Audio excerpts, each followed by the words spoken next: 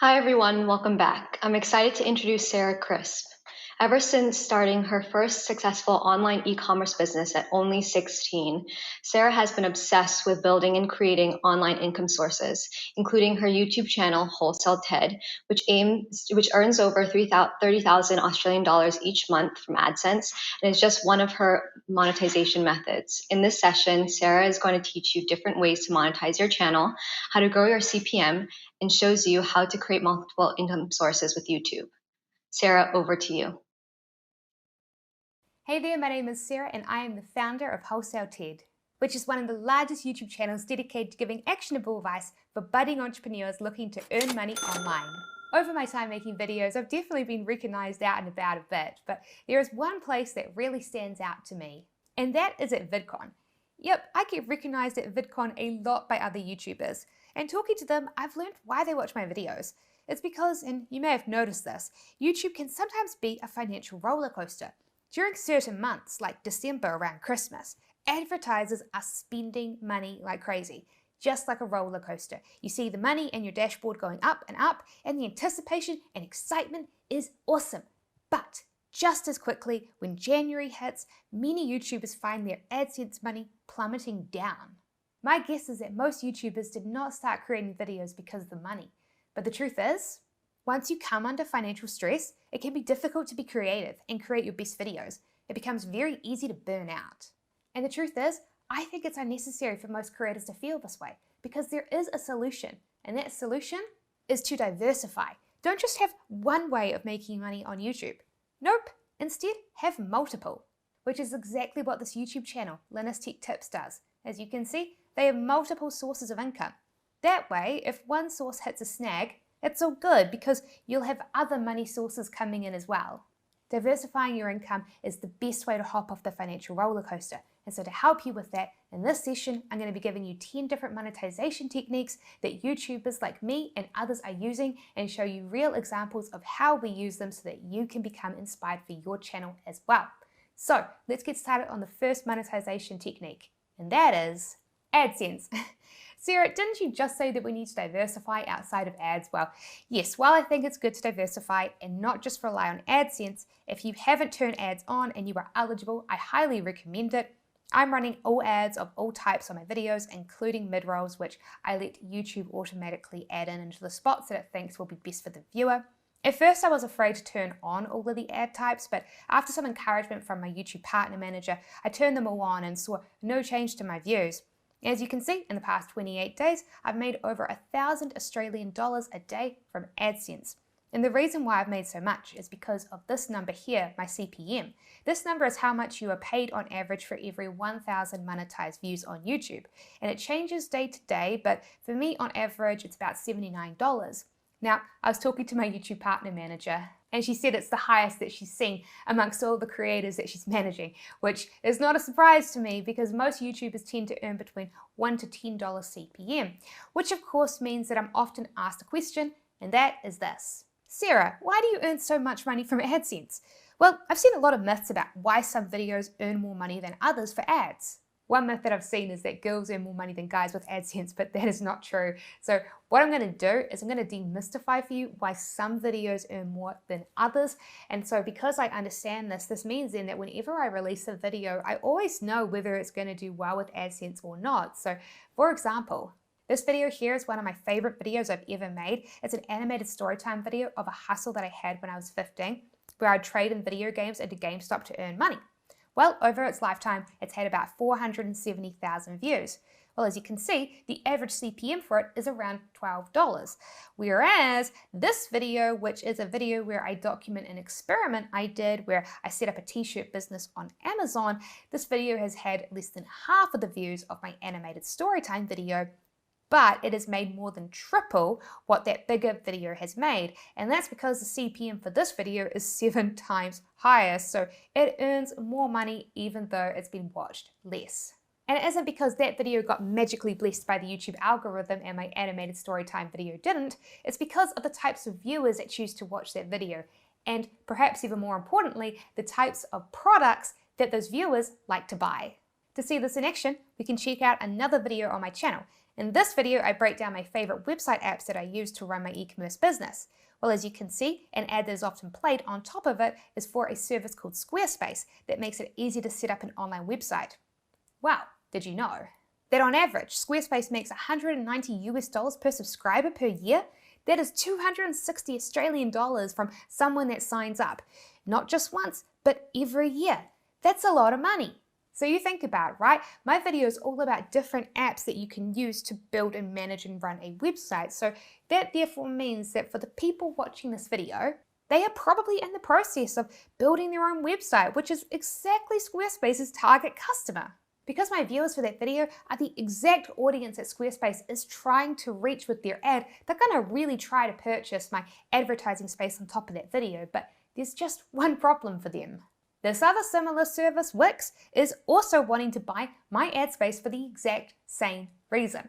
Both of these advertisers are constantly buying ads for this video. And so here's the thing, because both of them really want to have their ads shown, they are constantly bidding up the price to effectively beat the other service and win the ad space for videos like mine. And this drives up my CPM. And because both of them can earn so much money from just a single customer, that means that they are both willing to spend a lot of money to make a lot of money, driving up the CPM even more. Whereas you think about it, my animated storytime video, most of the people who are watching this, they're gamers. And while some gamers want to set up their own website, most don't. And so companies like Wix and Squarespace are not willing to pay as much to buy that ad space. There's less demand, and so because of that, my CPM for this video is lower and it makes less money, even though it has more views. So I hope this is demystified for you why some videos earn more money than others on YouTube. It's all about the viewers that you're attracting from the topics that you're making videos about. Something else that's also good to keep in mind is that viewers from high-income countries like the United States and Australia understandably have more money to spend, so advertisers will pay more for those viewers than say Poland, where the average income isn't as high as it is in Australia. And you think about it, it's a similar deal with your audience's age. Most YouTube channels skew younger. Their biggest audience demographic is 13 to 17 or 18 to 24, whereas for me, my biggest is 25 to 34. And so you think about it. Who has more money to spend on products advertisers are selling? Is it teenagers or is it young adults working full-time jobs? I think we all know the answer. But you see, here's the thing. I bet a bunch of you are watching and you're thinking, gee, Sarah, this is fascinating and all, but I can't choose my video topics based around this. So I can't really use this advice to shake up the types of topics that I'm doing for my videos so that I can make more money from AdSense. And you know what? If that's you, that's absolutely fine. Because as I said, there are so many different opportunities to monetize your YouTube channel. So let's take a look at another one now that a lot of YouTubers are absolutely ignoring. And that is channel memberships. Now, this is one of the most powerful ways for creators to supercharge their earnings. Because think about it, every time that an advertiser advertises on top of one of your videos, they're doing it because even though they barely know your viewer and they don't have a relationship with them, that they think they'll still be able to convince them to buy their product or service that they're advertising that often has nothing to do with the video that they've been watching. So then, let me ask you a question. If the advertisers are somehow able to sell their own products on top of your videos, don't you think that you could do this too, but do it even better? Unlike the advertisers, you aren't having to pay advertising costs because you don't have to pay someone to place an ad for your own product inside of your own video. And you've probably spent a lot of time getting to know your audience, and so you know what they like and what they want and what they need and what adds joy into their lives. And even if you're sitting there and you're like, nope, I have no idea of what I could create, there is something that you always know that you can create that will add joy into your followers' lives. And that is your videos and your content. That is why they follow you. And so no matter what, more content is always something that is great to create and sell to your followers, and channel memberships are a fantastic way to do that. So for example, this here is one of the top YouTube creators in India making money with channel memberships. She makes content about the stock market, and this is how she makes most of her money on YouTube, so it's her biggest revenue source. She has multiple tiers, but the most popular is this tier where you get a bonus video each month. So when you join, if you go to the community tab, you'll now be able to see additional posts that only members who have joined your membership tier are able to see. So now that I'm a pro investor, I'm able to see this post, which contains a link to a private video that only pro investor members can see.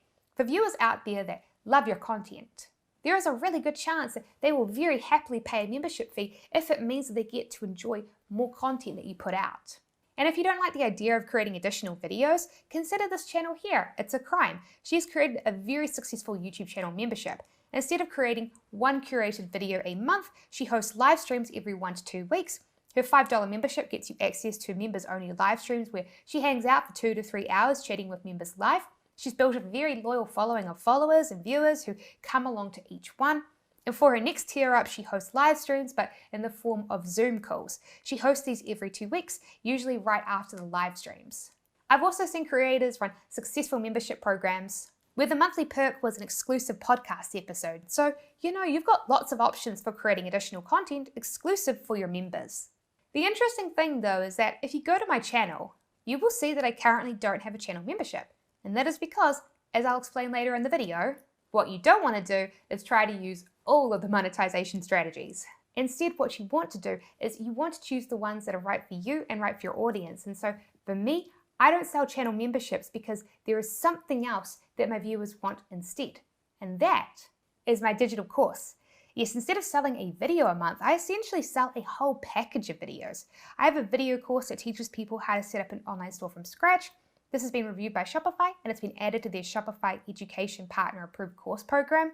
I designed this course exactly around what my viewers were asking for, which I know since I have a relationship with them. So as a result, the feedback from my course has been incredible. My bet is that most of you watching are like me and you probably interact with your viewers a lot. So there is a good chance that you know what they need or what they would like and what would add joy into their lives. And actually, setting up your own digital course if you want to is surprisingly easy. I custom built mine from the ground up, but you really don't have to. Take finance YouTuber Graham Stephen. He also sells a video course. His is on how to make your YouTube channel grow. In his last income report, he stated that he makes well over $500,000 each year from this.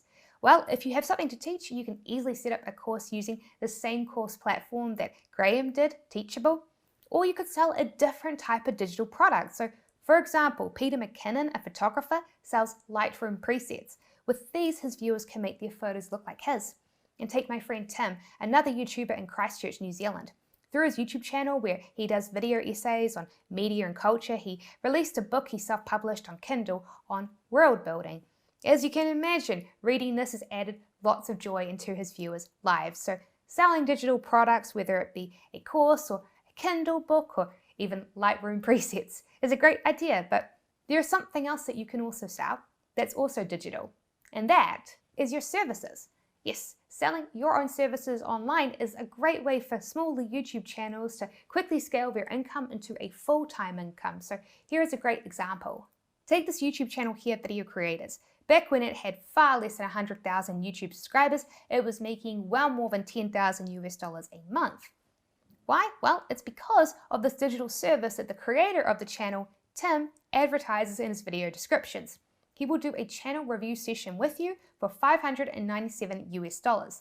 Services can sell for far higher prices than products since you're offering a custom one-on-one experience for your customer. Now, you do the maths here. For me to reach $10,000 selling a $67 course, I need 150 people to buy it each month. Whereas for Tim, he only needs 17 people to buy a channel review to make $10,000 a month. And so this is why selling digital services can earn a lot of money quickly. Even if you're a smaller creator, it enables you to make a lot more money from a smaller group of people. You could effectively say that your CPM is higher than mine because the prices you can charge are much higher. But you don't just have to stick to selling digital stuff. Nope, a lot of YouTubers will also sell merch. So, for example, from 2018 to 2019, Vanos Gaming sold over $2 million in merch, which is pretty cool. Now, because I run a merch business myself outside of YouTube, I know quite a lot about why customers choose to buy clothes.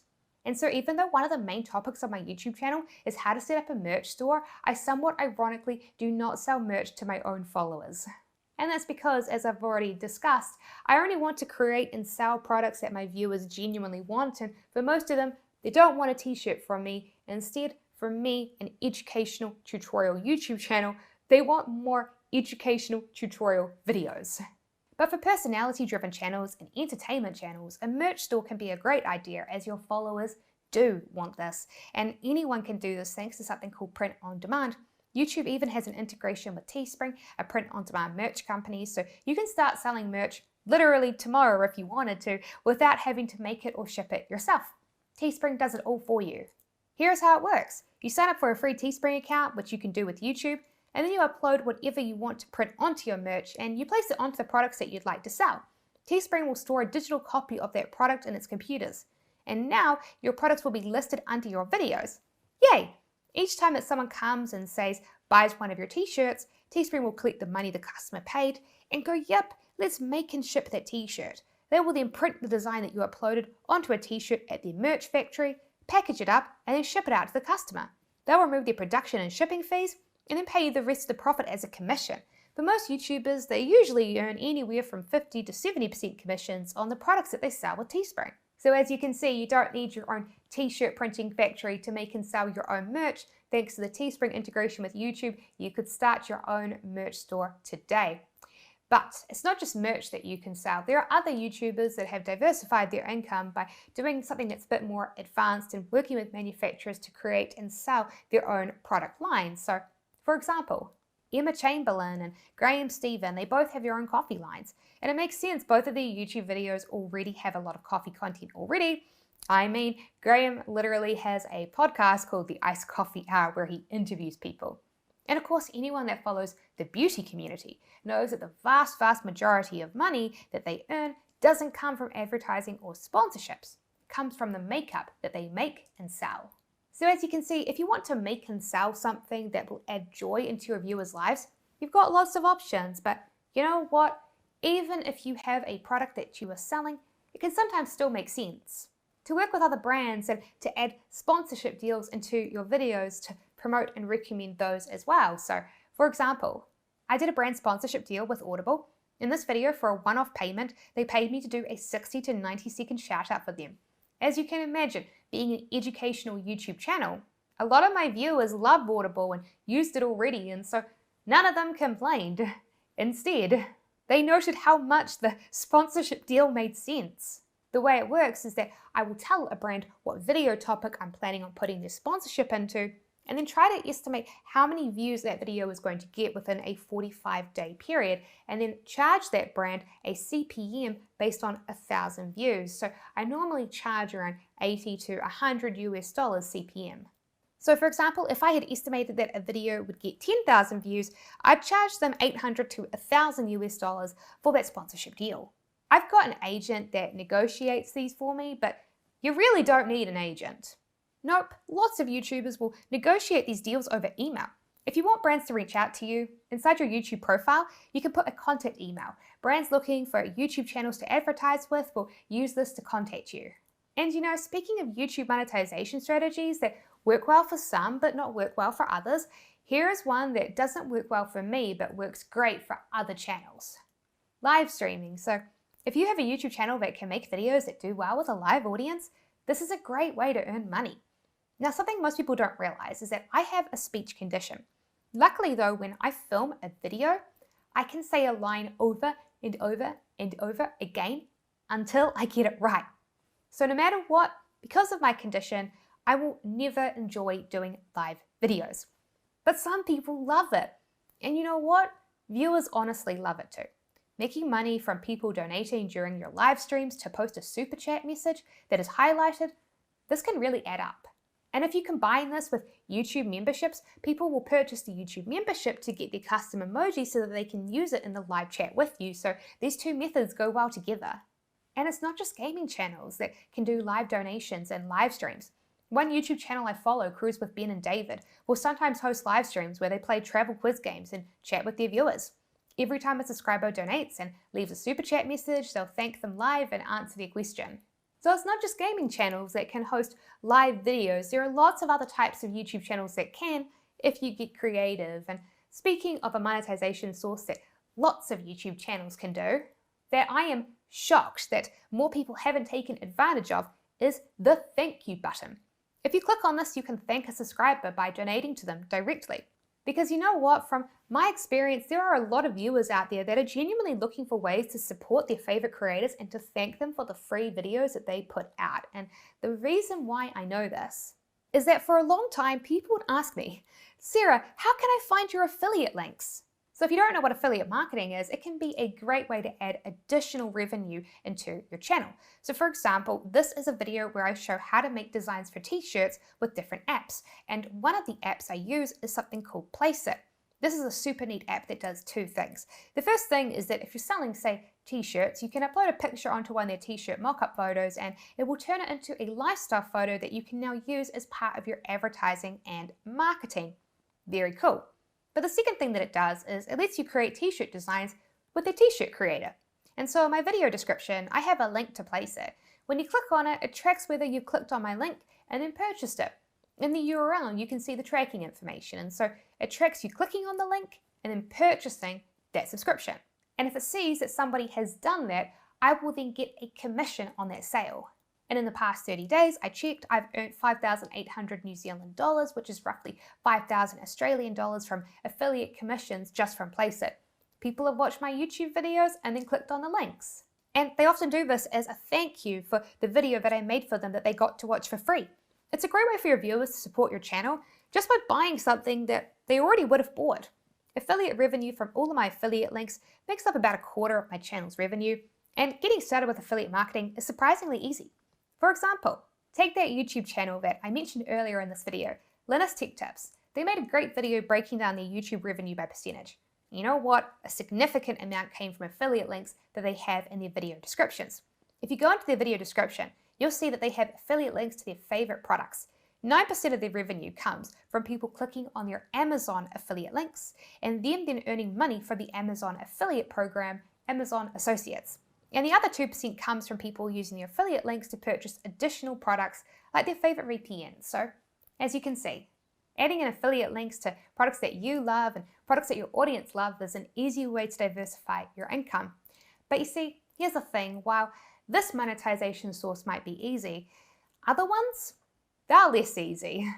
I don't think that everyone is ready to launch their own makeup line. But the great thing is that you don't have to. While diversifying your income will help move you off of the roller coaster of AdSense, which can shift a lot month to month, there is also such a thing as diversifying too much. Remember how earlier I said that even though I have a separate merch business, I myself do not sell merch on my YouTube channel? Well, that is because most of the people watching my videos, they don't want a wholesale TED t-shirt. Instead, they want more tutorial videos, and so that is what I focus my limited time and energy on doing really well. Remember, we all only have 24 hours each day, and for some of that we need to sleep. If you try to do too much, then you won't do any of it well. That's why my motto in life is to focus on a few things, but to do them really well. Have you ever noticed that Apple usually only releases a handful of products a year? They have a very small product line. Well, that's because they understand that it's much better to do a few things well than a lot of things averagely. So if you're feeling overwhelmed by this list of monetization tactics, don't be. I don't do them all, and you don't have to do them all either. Because of my speech condition, live videos make me stressed, but maybe you love the idea of doing them. Go through and think to yourself, hey, what am I really good at? What am I really passionate about? And what would improve my experience for my viewers? And then add those monetization strategies into your channel and focus on doing them really, really well. So then, I know this was a long video, so thank you so much for watching. I hope that this video inspired you with new ways that you can diversify your income on YouTube. So it is now time for the live Q&A. Let's hop on over to that right now. Thanks, Sarah. Now we'll be moving on to the audience Q&A session. For those tuning in, feel free to include your questions for Sarah in the Q&A section below. But I think we already have a few questions rolling in. So our first question is, hi Sarah, what software do you use to sell your courses? Also, will sending people off the YouTube platform have an impact on your video rankings? Thanks. Well, first of all, thank you so much for being here, and thank you so much for everybody that tuned in. I really, really appreciate it. So the software I use to sell my course, it is WordPress.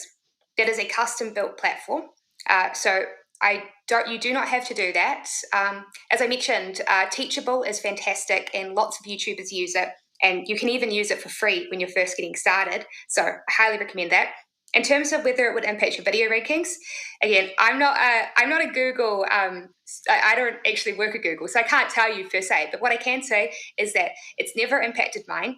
I have heard people say that when I first got started, people told me that, but it's never impacted my video rankings. And so many very large YouTubers have lots of links externally, and it doesn't seem to impact theirs. So I wouldn't worry about it. Okay, awesome. Thank you so much, Sarah. Second question that we have is, hello, Sarah. Is it possible to make your own designs in the online store and linked to YouTube, or we have to use the Patreon they provide? Thanks. Yeah, so actually, they don't provide you with any designs. You have to provide the designs yourself, which is really great because it means that you can customize it to exactly what you want it to be. So I use the example of t-shirts in there, but they have so many different products, not just t-shirts.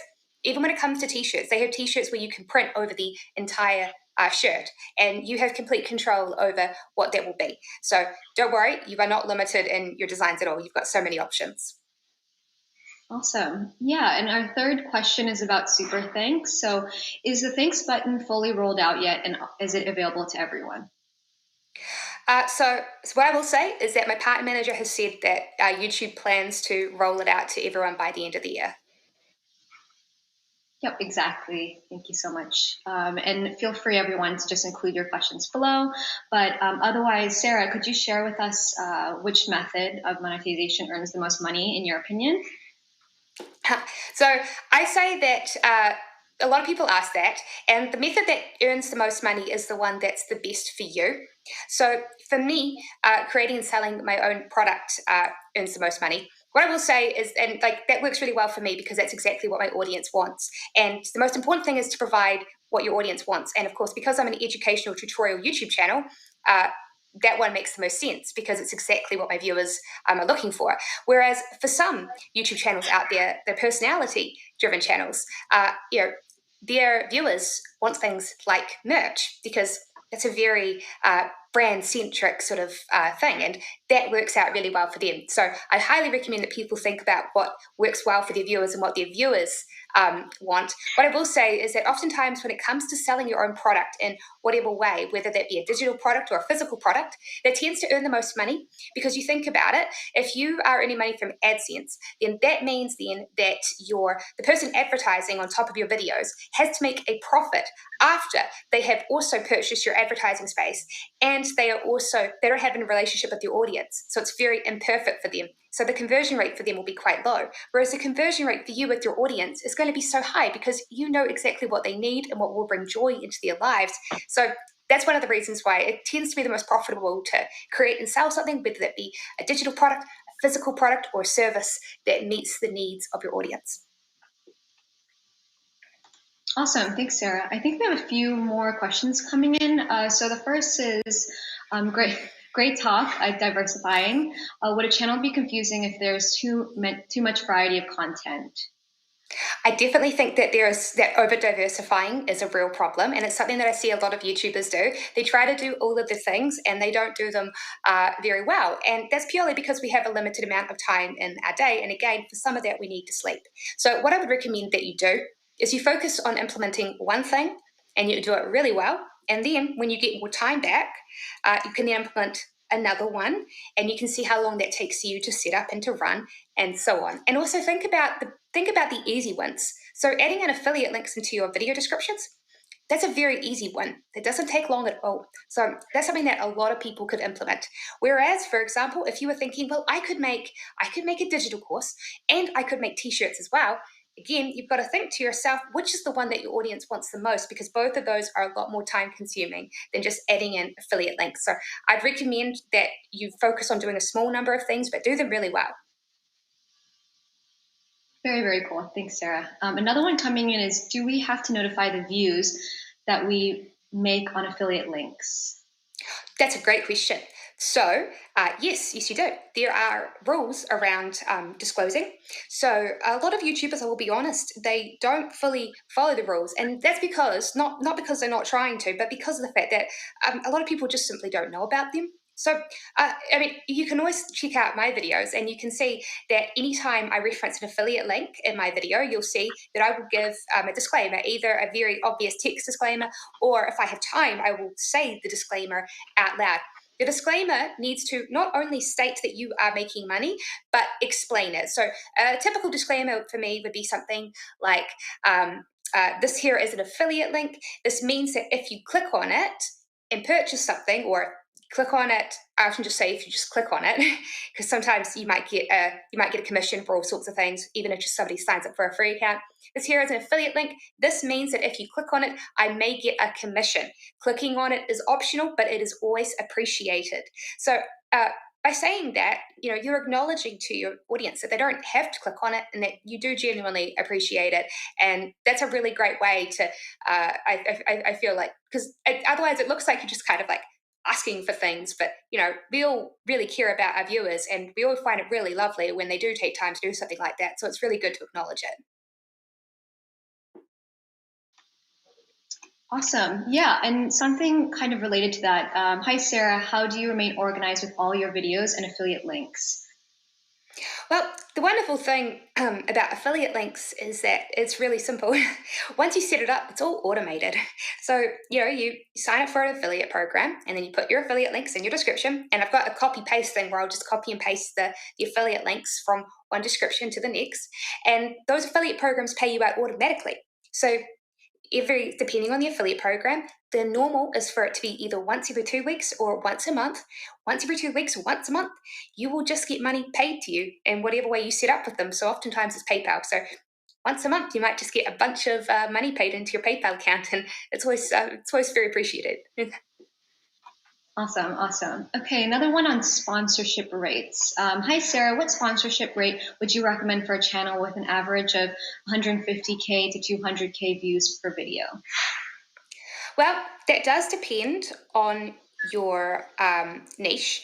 What I will say is that once you start getting to 150,000 to 200,000 views per video, the rates that you tend to negotiate are smaller, because if you have a audience size, for example, of mine, it's quite specific, which is a big part of why I don't, on average, get 150,000 to 200,000 views in such a short space of time, because my audience is quite specific, which means then that they're going to have a higher conversion rate, because brands that work well with my audience are going to be able to, they're going to be able to find it easier. Whereas, like, if you've got that sort of a size, then your audience is probably going to be broader. So those tend to go for, like, maybe, to be honest, I'm not quite sure, but I've heard through the grapevine maybe like anywhere from like 50%, like it's about maybe like 50% of what I could charge. But I'd recommend that if you've got that many views, that it's good to talk to an agent, because they will have specific numbers for your niche. Okay, thank you so much on that. So one of the questions is about digital merch. So if you're creating an ebook as part of digital merch, where would be the best place to sell it? I think that as YouTubers, you have a very unique opportunity that you could place it on something like Amazon. Amazon is easily the biggest of all the ebook platforms. If you place it on something like Amazon and sell it through Kindle, then when your audience buys it, it's going to push your ebook up in the rankings on Kindle, which means that people who are just browsing Kindle, who don't even know who you are going to be able to find it easier, which means that you're going to be able to get additional sales. You can get sales from both your audience, and you're going to be able to get sales from people that don't know you but are interested in the topic. So I recommend taking advantage of your unique opportunity. Cool, thanks for that. We have another one on brand. So is it better to create a brand not related to your channel, and should you be transparent when promoting it? I think it completely and utterly depends. So, for me, my course is not called Wholesale TED. It's called the Ecom Clubhouse. I did that more for technical reasons, because it was going to be a lot easier to have a separate domain and things like that. I don't think that your audience will mind. I don't think it has an impact on conversions either way. at the end of the day, whether it's, Wholesale Ted's video course or whether it's Wholesale Ted's the Econ Clubhouse, people still know Wholesale Ted. So and being upfront, you of course be upfront, but you've got nothing to hide anyway. It's absolutely fine to have your own brand outside of your channel. That your audience will not mind that at all. Okay, awesome. Yeah, and something kind of relating to that, would you recommend having external social media accounts as well to further grow your overall brand and channel? Oh, yeah. I mean, I think that once again, we all have limited time in our days and we all have to choose. So you're going to find, like, as your YouTube channel grows, and everyone here has a YouTube channel that is pretty substantial, so which is awesome. And as your channel continues to grow, you're going to get more, you're going to hear people tell you more and more to do all sorts of things. You should do this, you should do that. And you're going to hear it all the time, and it's going to be overwhelming. So if there is a social platform out there that you really enjoy, I recommend that you use that as well. But if it's a platform that you don't enjoy, then don't feel like you have to. Of course, all these things will be really good, but eventually you're going to run out of time to do all the things. So you're going to have to choose, and I recommend choosing the ones that bring you the most joy. Yeah, exactly. I think it's super important to follow the audience too. So whoever your viewers or whatever platform you're using, it's definitely listening to your audience and viewers for sure. Thanks, Good point. Sarah. A few more questions actually that just popped up. The first is you mentioned that having too diverse content can hurt the channel growth. How would you go about choosing what type of content niche to focus on? I think that's a really good question. It is. I actually don't think what I said was diversifying your monetization sources will impact your growth. And that's because monetization sources, some of them take time to be set up. But in terms of diversifying your channel content, it is a very similar thing. If the reason why it hurts your channel is because you think about it. Let's say that you make an awesome rainbow cake and recipe and people love it and they subscribe for that. And then the next day you make an awesome curry recipe. Or maybe your curry recipe is delicious, but that's not why the rainbow cake people subscribe to your channel. And they're not going to watch your curry video. And then, what does it tell YouTube? That says that your subscribers are not that interested in your content anymore. And now YouTube doesn't know, whether other people would like it too. At the end of the day, YouTube just has to go off of the signals that it's sent. So you can send a lot more, like sending signals to it by creating content, by creating similar content that that your audience is going to want, is going to make it a lot easier for your subscribers to want to click on your videos to then be able to signal to YouTube that yes, this is content that people want to see. So you always keep in mind why your subscribers did subscribe. Eventually, you are going to have to expand out. I remember when YouTube first told me that, and I was resistant. I said, I'm never going to be able to expand out my content. Eventually, your audience may want something new just to keep things interesting, but I recommend baby steps. Find a topic that's adjacent. Don't just make a curry recipe after making a cool rainbow cake recipe. Maybe you make another cool lemon cake recipe. Bridge it closer. Okay, cool. Yeah, I think that leads into the next question on how to explore new niches or how do you know what will work. Do you have any tips on what's the best transition strategy without losing out too many subs if you're exploring into a new niche? Yes, so I've had definitely done this, and it can be scary. You will have success and you will have failures. My recommendation is that you do it gradually. So you make a video one week, and that's your transition, and it's an adjacent topic to what you're talking about. And then the next 2 weeks after, or maybe the next 3 weeks after, you make content that is very similar to what you've been making in the past, and you test it out. Of course, if that first 1 week does really well, then maybe the next week you follow it up again. But and then but if it doesn't work out, then you can go back to your regular scheduling, and then you can try it again. Okay, awesome. Yeah. Do you have any insight into what topics bring in the highest CPM based on the niche, or any idea with that? Yes, topics that help people better themselves, because those sorts of people generally are older. So, like, it's not just business, for example, fitness and health, things like that. They have really high CPMs because people are looking to better themselves and they're generally older. So, they have more money to spend, and it's very specific. So, brands which have products are able to advertise, and they're able to advertise extremely efficiently and have high conversion rates. And because they have high conversion rates, that means they make more money. So, yeah. Okay, awesome. Thanks for sharing that insight. A very specific question back onto sponsorships. Hi, Sarah. I just got offered my first sponsorship from a large company. Oh, They wanted to create 3 dedicated videos to promote their product. They're offering to pay $50 to $70 per video. How much should a 50K small channel expect to get from such sponsorships? that sounds very low. So I recommend that you, first of all, unless it is a topic that's going to be super cool to make a video on, I wouldn't just do a sponsored video unless it fits into your regular scheduling. And I also recommend that you charge based off of CPM. So, a smaller channel with 50,000 is not about how many subscribers you have. It's purely about the numbers. And the lower you are, actually, in some ways, the higher you can charge. Because oftentimes, the more specific your audience. So, I would be Hmm. charging based off a CPM, Okay. just like I did. Yeah, Or do. yeah. That's really, really good insight. I think a lot of the audience will definitely take that on. A few more questions are rolling in while everyone's really into the session.